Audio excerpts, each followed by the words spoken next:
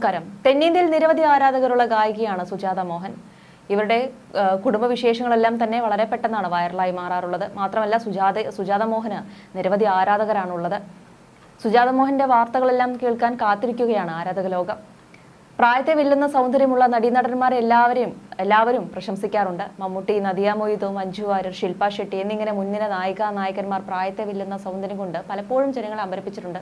എന്നാൽ ഒരു ഗായിക തന്റെ സൗന്ദര്യം കൊണ്ട് അമ്പരപ്പിച്ചിട്ടുണ്ടെങ്കിൽ അത് സുജാത മോഹൻ തന്നെയാണ് എന്നാണ് ആരാധകരുടെ വെപ്പ്. അതെ, അടുത്തിടെയാണ് സുജാത മോഹൻ 63ാം പിറന്നാൾ ആഘോഷിച്ചത്. എങ്ങനെ ഈ സൗന്ദര്യം നിലനിർത്തുന്നു എന്നത് എപ്പോഴും പലർക്കും അറിയേണ്ട ഒരു കാര്യം തന്നെയാണ്. ചിട്ടയായ ജീവിതവും വ്യായാമവും തന്നെയാണ് ഏറ്റവും വലിയ കാര്യം. പിന്നെ പാരമ്പര്യമുണ്ട്. അതിനൊപ്പം മനസ്സെപ്പോഴും സന്തോഷത്തോടെ വയ്ക്കുന്നു. ഇത്രയും ചേരുവകൾ കൂടുന്നതോടെ യാതൊരു തര കെമിക്കലും സർജറിയും ഇല്ലാതെ സുജാതയെ പോലെ സുന്ദരിയായിരിക്കാൻ പറ്റുമെന്ന് മാത്രം എന്നാണ് ആരാധകരുടെ ആവശ്യം.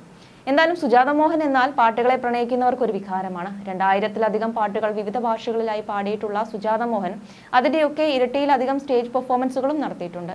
എന്നാൽ കഴിഞ്ഞ 4-5 വർഷത്തോളമായി താൻ സ്റ്റേജിൽ ലൈവ് പെർഫോമൻസ് നടത്തിയിട്ടില്ല എന്ന് വെളിപ്പെടുത്തി സുജാത മോഹൻ രംഗത്തെത്തിയിരിക്കുകയാണ്. മാർച്ച് 31-നായിരുന്നു സുജാത മോഹന്റെ 63ാം ജന്മദിനം. ഈ സാഹചര്യത്തിലാണ് റെയിൻബോ ചാരിറ്റി ഫൗണ്ടേഷന്റെ ലൈഫ് ടൈം അച്ചീവ്മെന്റ് പുരസ്കാരം ലഭിച്ച സുജാതയുടെ ഒരു വീഡിയോ പുറത്തു വന്നത്. റഹ്മാന്റെ സഹോദരിയും ഗായികയുമായ റെയ്ഹാനയാണ് സുജാതയ്ക്ക് പുരസ്കാരം നൽകിയത്. ഇത്രയധികം സിനിമകളിൽ അത്രയധികം മനോഹരമായ പാട്ടുകൾ പാടിയിട്ടുള്ള സുജാതയ്ക്ക് ഇതുവരെ ഒരു ദേശീയ പുരസ്കാരം നൽകിയിട്ടില്ല എന്ന വസ്തുത റെയ്ഹാന വേദിയിൽ എടുത്തു പറയുന്നു. പുരസ്കാര ലബ്ധിക്ക് ശേഷമാണ് സുജാത വേദിയിൽ ഒരു പാട്ട് പാടാൻ ശ്രമിച്ചത്. ഹൈപിച്ചിൽ തനിക്ക് പാടാൻ സാധിക്കില്ല, ഒരു വോയിസ് പ്രശ്നമുള്ളതായി സുജാത പറഞ്ഞു. അത് പറയുമ്പോൾ ഗായികയുടെ ശബ്ദം ഇടറുന്നുണ്ടായിരുന്നു. കഴിഞ്ഞ 4-5 വർഷത്തോളമായി ഞാനൊരു വേദിയിലും പാടിയിട്ടില്ല, ലൈവ് ഷോകൾ ചെയ്തിട്ടില്ല. എനിക്ക് വോയിസിൽ ചെറിയൊരു പ്രശ്നമുണ്ട്. പക്ഷേ ഈ വേദിയിൽ എനിക്ക് പറയണം, ഒരിക്കലും ഞാൻ തോറ്റു കൊടുക്കില്ല. ഇത്ര കാലമായി ചെയ്തു വരുന്ന പ്രാക്ടീസ് ഞാൻ ചെയ്യുന്നുണ്ട്. കഴിഞ്ഞ 2 വർഷത്തോളമായി 2-3 മണിക്കൂറോളം പ്രാക്ടീസ് ചെയ്യും.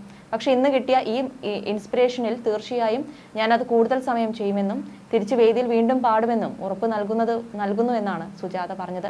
പക്ഷേ സുജാതയ്ക്ക് നേരത്തെയും ഈ പ്രശ്നം ഉണ്ടായിരുന്നതായി റെയ്ഹാന പറയുന്നു. പുതുവെള്ളയും മഴ എന്ന പാട്ട് പാടുന്ന സമയത്തായിരുന്നു അത്. അന്ന് ഞങ്ങളുടെ അമ്മ സുജാതയെ ഹോമിയോപ്പതി ഡോക്ടറുടെ അടുത്ത് കൂട്ടിക്കൊണ്ടു പോവുകയും ഒരുപാട് പ്രാർത്ഥിക്കുകയും ഒക്കെ ചെയ്തിരുന്നു. പിന്നീട് അത് ശരിയായി. ഇപ്പോഴും നമ്മൾ പ്രാർത്ഥിച്ചാൽ സുജാതയുടെ ആ പ്രശ്നം മാറിക്കിട്ടും. നമുക്ക് കുറേ അധികം പാട്ടുകളും ഇപ്പോൾ ഏറെക്കുറെ ശരിയായി. ഇനി കുറച്ചുകൂടെ മാത്രമേ ഭേദമാവാനുള്ളൂ എന്നും റെയ്ഹാന പറയുന്നുണ്ട്. എന്തായാലും ഈ വീഡിയോ വൈറലായതിന് പിന്നാലെ നിരവധി ആരാധകരാണ് സുജാതയുടെ ആരോഗ്യ വിവരങ്ങളെല്ലാം തിരക്കിയെത്തുന്നത്. മാത്രമല്ല ഏറെ വേദനാജനകമായിട്ടുള്ള ഒരു സംഭവം തന്നെയാണെന്നും ആരാധകർ പറഞ്ഞു വെക്കുന്നുണ്ട്. വേദിയിൽ എപ്പോഴും സുജാതയെ മിസ് ചെയ്യുന്നുണ്ടെന്നെല്ലാം തന്നെ കമന്റുകൾ വരുന്നുണ്ട്. എന്തായാലും സുജാതയുടെ പാട്ട് കേട്ടാൽ ഉള്ളം കുളിരുമെങ്കിലും പാട്ട് പാടുന്നതോർത്ത് മനസ്സ് തളർന്നു പോയൊരു ഘട്ടമുണ്ട് സുജാതയുടെ പാട്ട് ജീവിതത്തിൽ. റെക്കോർഡിങ്ങിനായി വിളിക്കുന്നവരോട് നോ പറഞ്ഞ കാലമുണ്ട്. വേദിയിൽ മൈക്ക് കയ്യിലെടുക്കാൻ ഉള്ളു വിറച്ച കാലമുണ്ട്. മനസ്സ് മടുത്തുപോയ ആ ഘട്ടം അതിജീവിച്ചാണ് സുജാത പാട്ടിലേക്ക് മടങ്ങി വന്നത്. എന്തായാലും നേരത്തെ ഒരു അഭിമുഖത്തിൽ സുജാത തന്റെ ജീവിതത്തെക്കുറിച്ചും വിവാഹശേഷം പാട്ടിൽ നിന്നും വിട്ടുനിന്നതിനെ കുറിച്ചും എല്ലാം സംസാരിച്ചിട്ടുണ്ടായിരുന്നു. സുജാതയുടെ നേരത്തെ പറഞ്ഞ ആ വാക്കുകളിലേക്ക് പോകാം. മുംബൈയിൽ നിന്ന് PG പൂർത്തിയാക്കി മടങ്ങി വന്ന മോഹന് ചെന്നൈ അപ്പോളോ ആശുപത്രിയിൽ ജോലി കിട്ടി. അങ്ങനെ ഞാനും അമ്മയും കൂടി ചെന്നൈയിലെത്തി. ആ ഇടയ്ക്ക് ഗർഭിണിയായെങ്കിലും അത് അബോർഷനായിപ്പോയി. സങ്കടവും വിഷവും ഒക്കെ മറികടന്നു. വീണ്ടും ഗർഭിണിയായെങ്കിലും അത് അങ്ങനെ തന്നെ സംഭവിച്ചു. അതോടെ ചുറ്റുമുള്ള ചിലരൊക്കെ കുത്തുവാക്കുകൾ പറയാൻ തുടങ്ങി. പാട്ടുപാടി നടക്കുന്നത് കൊണ്ട് കുട്ടികളെ പോലും വേണ്ടെന്ന് വെച്ച് എന്നൊക്കെയായിരുന്നു സംസാരം. നമ്മുടെ വീടിനുള്ളിൽ നടക്കുന്നതൊന്നും അവർക്കറിയില്ലല്ലോ. അമ്മയും മോഹനും കുടുംബവും എല്ലാം സമാധാനിപ്പിച്ചെങ്കിലും ഞാൻ പാട്ടിനെ വെറുത്തു. ഡിപ്രഷനിലേക്ക് വരെ നീങ്ങിയ ഘട്ടം. പാട്ടിനോട് അകൽച്ചയുണ്ടെങ്കിലും ദാസേട്ടൻ വിളിച്ചാൽ പാടാൻ പോകാതെ പറ്റില്ല. അങ്ങനെയിരിക്കെ സിലിഗുരിയിൽ ഒരു ഷോ പോകുന്നതിന് മുൻപ് കുറച്ച് ക്ഷീണം തോന്നി ഡോക്ടറെ കണ്ടിരുന്നു. പരിശോധനകൾക്കായി സാമ്പിളുകളും നൽകി. എന്തോ കാരണം കൊണ്ട് ഫ്ലൈറ്റ് മിസ്സായപ്പോൾ ട്രിപ്പിന് വേണ്ടി ദാസേട്ടൻ ബസ് വരുത്തി. കുന്നും മലകളും താണ്ടി 10 മണിക്കൂറോളം നീണ്ട യാത്രയുണ്ട്. പകുതി ദൂരം ചെന്ന ശേഷം വിവരം പറയാൻ വീട്ടിലേക്ക് വിളിച്ചപ്പോഴാണ് അമ്മ ആ സന്തോഷ വാർത്ത പറഞ്ഞത്. ടെസ്റ്റ് റിസൾട്ട് പോസിറ്റീവാണ്, ഗർഭിണിയാണ്. വിവരം അറിഞ്ഞ പാടെ ദാസേട്ടൻ വണ്ടി നിർത്തി. ഓർക്കസ്ട്ര ഉപകരണങ്ങൾ പാക്ക് ചെയ്തിരിക്കുന്ന സ്പോഞ്ചുകളൊക്കെ ഇളക്കിയെടുത്ത് കുഷ്യൻ പോലെ സീറ്റിൽ നിരത്തി എന്നെ കിടത്തി. പ്രോഗ്രാം കഴിഞ്ഞ് തിരികെ ചെന്നൈയിലെത്തിയപ്പോൾ ദാസേട്ടൻ ഒരു നിർദ്ദേശം വെച്ചു. നീ തൽക്കാലം വീട്ടിലേക്ക് പോകണ്ട. ദാസേട്ടൻ വീട്ടിലെ താഴത്തെ നിലയിൽ അന്നൊരു പ്രമുഖരുണ്ട്, മുല്ലശ്ശേരി രാജുവേട്ടൻ. അദ്ദേഹം ചികിത്സയ്ക്കായി ചെന്നൈയിൽ വന്ന് താമസിക്കുകയാണ്. മുകളിലത്തെ നിലയിലെ കുട്ടികളുടെ മുറി ഞങ്ങൾക്ക് ഒരുക്കി തന്നു. 3 മാസം അനങ്ങാൻ പോലും സമ്മതിക്കാതെ ബെഡ് റെസ്റ്റ്. ആ ഇടയ്ക്കൊരു സംഭവം ഉണ്ടായി. ദാസേട്ടന്റെ വീട്ടിൽ 3 പശുക്കളുണ്ട്. ഒരെണ്ണം ഗർഭിണിയായിരുന്നു.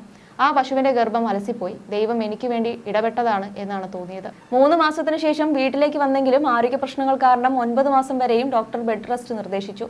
8 മാസമായപ്പോഴാണ് ഒരു ഇളവ് കിട്ടിയത്. ആ ഇടയ്ക്ക് ചെന്നൈയിൽ ഒരു ഷോ കാണാൻ പോയി. ദാസേട്ടനും ജയേട്ടനും ജാനകിയമ്മയും പി സുശീലാമ്മയും വാണിയമ്മയും ഒക്കെ പാടിയ പ്രോഗ്രാം. അത് കഴിഞ്ഞ് 3-ാം നാൾ പ്രസവത്തിന് വേണ്ടി ആശുപത്രിയിൽ അഡ്മിറ്റായി, പറഞ്ഞതിലും ഒരു മാസം മുൻപേ. അതേസമയം ചെന്നൈയിൽ വെള്ളപ്പൊക്കം പോലുള്ള മഴ ഇടയ്ക്ക് പെയ്യും. അങ്ങനെ ഒരു ദിവസമാണ് വേദന വന്നത്. ആശുപത്രി ചെന്ന പാടെ ഡോക്ടർ നോക്കിയിട്ട് പറഞ്ഞു കുറച്ച് സമയമെടുക്കും. മോഹന്റെ കൂൾ സ്വഭാവം പാരയായത് അന്നാണ്. വീട്ടിൽ നിന്ന് എന്തൊക്കെയോ എടുക്കാനായി മോഹൻ പോയി.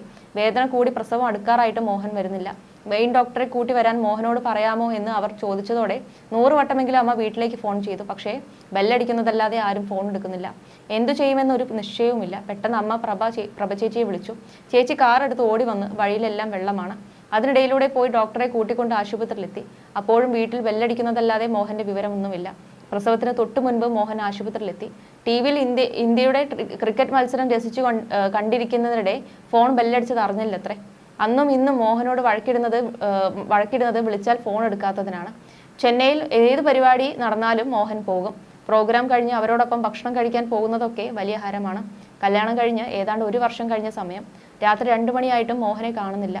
ടെൻഷൻ അടിച്ച് പാലക്കാട്ടേക്ക് ഫോൺ ചെയ്തു. അച്ഛാ, മോഹൻ എത്തിയിട്ടില്ല, പേടിയാകുന്നു എന്ന് പറഞ്ഞു. പിറ്റേന്ന് അച്ഛൻ മോഹനെ വിളിച്ചു നല്ല ചീത്ത പറഞ്ഞു.